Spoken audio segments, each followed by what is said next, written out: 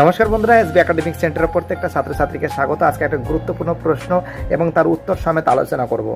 তো আমাকে কিছু ছাত্রছাত্রী কোশ্চেন জিজ্ঞেস করেছে যে স্যার, মা বাবার কাছে যখন কোনো একটা জিনিস চাই, স্যার যে কোনো জিনিস যখন চাই, মা বাবা না খালি ঘুরায়, আজকে দেব, কালকে দেব, পরশু দেব, তরশু দেব, এই বলতে বলতে মা বাবা প্রায় 1 বছর লাগিয়ে দেয়।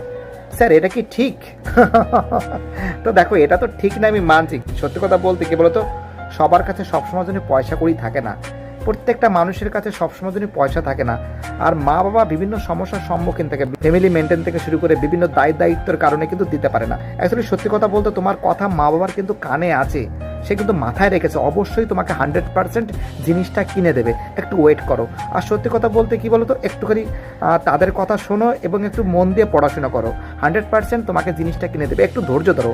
আর বাবা, এত ছটফট করো না, 100% তোমাকে কিনে দেবে। বাই, টাটা, ভালো থেকো।